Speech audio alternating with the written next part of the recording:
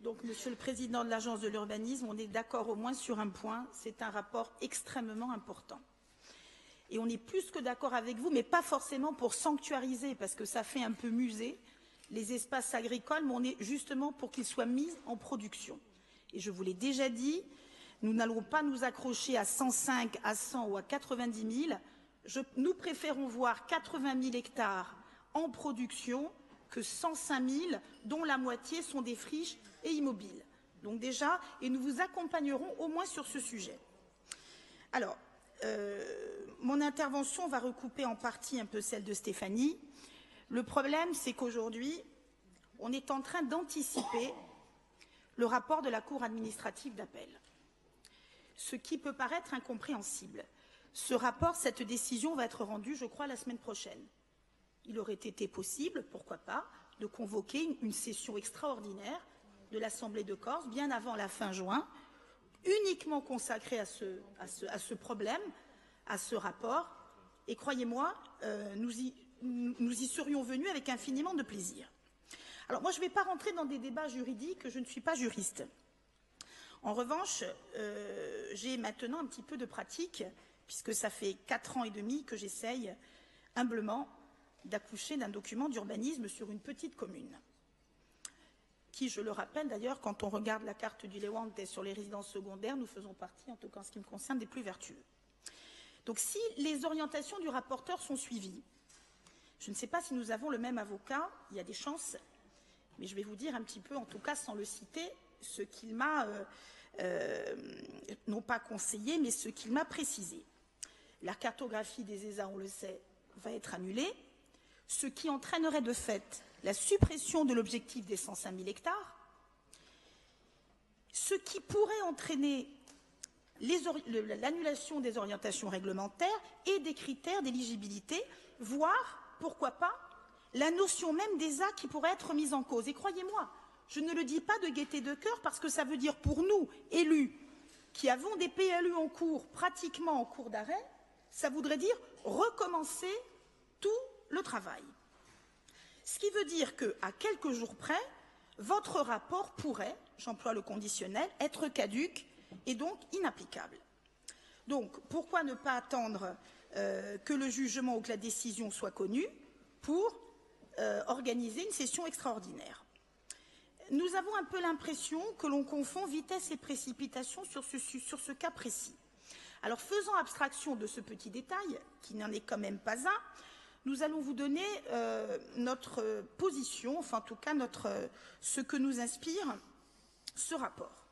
Donc, on parle d'un calendrier raccourci pour réactualiser la cartographie des ESA. On est d'accord, l'objectif, c'est le rétablissement de l'opposabilité de la carte des espaces stratégiques agricoles. Jusque-là, je pense que nous sommes tous d'accord.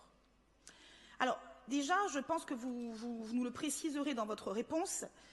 J'ai un petit peu de problème à voir en quoi le calendrier est raccourci, puisque le 28 juillet 2018, nous avons eu la même réflexion et nous avions prévu une présentation du rapport final à l'Assemblée en juillet 2019, fin juillet 2019. Alors je pense qu'après on avait dû le réactualiser d'1 ou 2 mois et que là le calendrier raccourci vous positionne, j'allais dire, cette présentation à l'Assemblée fin novembre 2019. Donc déjà, en quoi le planning est-il accéléré? Pour moi, je le vois plutôt rallongé de quelques mois. Mais ce n'est pas ça le plus important. Parce que nous vous avions déjà alerté lors de la session de juillet 2018 sur les dangers d'un calendrier trop contraint et irréaliste compte tenu de la complexité du sujet. Et c'est donc vérifié aujourd'hui. Mais pour rebondir sur ce que dit Stéphanie, mais je vais rentrer un peu plus dans le détail, il y a la cartographie, mais il y a ce qui est indissociable de la cartographie. À la limite, je dirais, profitons de ce qui risque d'arriver la semaine prochaine pour remettre à plat tout le dispositif des espaces stratégiques agricoles. Alors pour mes collègues qui n'ont pas eu la joie de se plonger dans les livrets 2, 3, 4 et le PADD du PADUC, il y a une typologie réglementaire des espaces de production qui est extrêmement complexe. Et nous l'avions précisé la fois précédente, ce n'est pas forcément le PADUC en tant que tel que nous remettons en cause, c'est surtout sa déclinaison, son déploiement, qui aujourd'hui est extrêmement compliqué. Pourquoi? Parce qu'il y a énormément d'imprécisions, et qui dit imprécision dit vide juridique. On parle d'espace stratégique agricole à forte potentialité. Je vous fais grâce de la définition, maintenant même les non-initiés, vous savez ce que c'est. C'est les espaces cultivables, mécanisables, potentialité agronomique, on met tout et n'importe quoi d'ailleurs dans la potentialité agronomique, les pentes inférieures à 15, les espaces pastoraux à forte potentialité, irrigués ou pas. Alors après on vous dit, mais attention, vous chipotez, il y a la loi et l'esprit de la loi. Moi sur ce point-là, je pense qu'il y a surtout la loi. Ensuite, on parle d'espaces ressources pour le pastoralisme et l'arboriculture traditionnelle, avec une définition encore extrêmement complexe. Numéro 3, on parle d'espaces naturels, sylvicoles et pastoraux.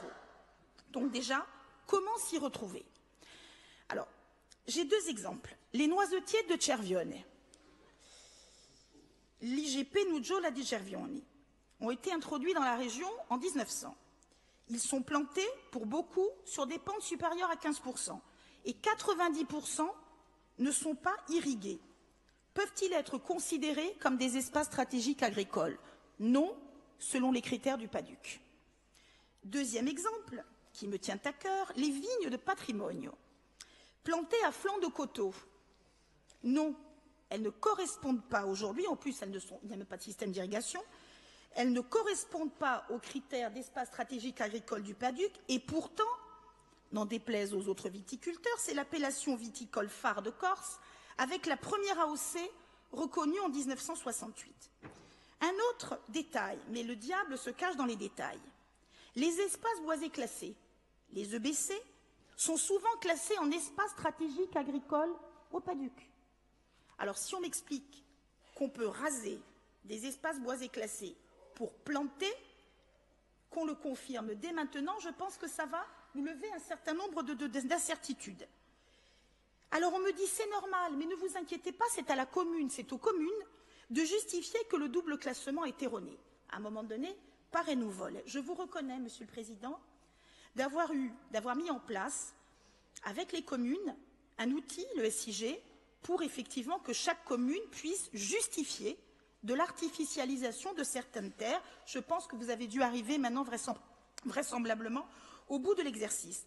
Donc moi je vais vous dire, n'est-ce pas le moment de simplifier cette nomenclature pour la rendre applicable et surtout, je ne vous dis pas de dénigrer, de dévaloriser les critères, mais au contraire, de les rendre beaucoup plus pragmatiques pour qu'enfin on puisse arriver à accoucher d'un document d'urbanisme. Alors, votre proposition sur la gestion de la période transitoire. Bon, je ne vais pas revenir effectivement sur ce qui a été dit. Bon, nous trouvons un peu dommageable qu'avant de proposer ce texte, vous n'en ayez pas vérifié la faisabilité avec les services de l'État. Nous avons eu la réponse de la préfète, elle est très claire. Vous allez me dire une énième incompréhension entre l'État et la collectivité de Corse, vivement l'espéranto, pour qu'on puisse au moins parler tous le même langage. Il y a en revanche quelque chose, moi, qui m'interpelle. On parle de spéculation, on parle de pression foncière, c'est peut-être vrai à certains endroits. Mais combien de recours devant le tribunal administratif avez-vous fait? Vous êtes maintenant au pouvoir depuis 4 ans, presque 4 ans. Combien de recours sur des permis que vous pouviez juger litigieux avez-vous fait? Connaître les permis, c'est facile. Savoir ce qui a été accordé ou pas accordé, c'est facile. Vous avez même certaines associations qui vous mâchent le travail, puisqu'effectivement, elles font remonter l'information. Donc, par moment, je pense qu'il y a une incohérence entre votre discours, vos positions. On le voit d'ailleurs, on ne va pas revenir là-dessus parce qu'on a passé l'après-midi à parler des paillotes, enfin pas nous, mais en parallèle, sur les AOT, matelas et parasols et vos actions. Donc, même si l'État n'est pas exempt de tout reproche, et croyez-moi, quand on est souvent en RNU ou autre, aujourd'hui, je pense que l'État, paradoxalement, est un de vos meilleurs alliés. Parce qu'avec l'application stricte de la loi littorale, tout ce qui est en discontinuité d'urbanisation est bloqué. Donc, en conclusion, je n'ai pour 2 minutes, Monsieur le Président, la révision ou la modification, après il faudra voir effectivement juridiquement ce qui est possible, elle s'impose. Mais nous le disons depuis votre arrivée au pouvoir, c'est pas par posture, mais c'est parce que les résultats parlent d'eux-mêmes.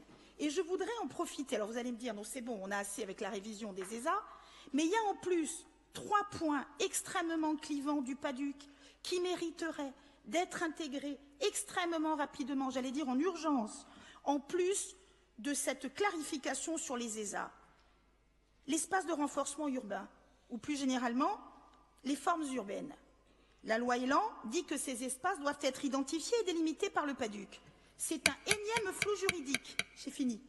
Quand va-t-on s'y atteler? C'est important, Monsieur le Président. 2. La possibilité pour les communes du littoral à pouvoir utiliser les dispositifs de la loi montagne. Il faut identifier. La gestion du DPM, on en a parlé. Modifions le schéma de mise en valeur de la mer pour qu'on sorte de ce jeu de ping-pong sur la catégorie des plages entre l'État et la collectivité de Corse. Et enfin, j'en termine, je m'adresse au président de l'exécutif. Monsieur le Président Siméon, vous avez déclaré il y a quelques jours dans le quotidien régional que vous craigniez un vide juridique. J'ai l'impression qu'on ne vit pas sur la même planète.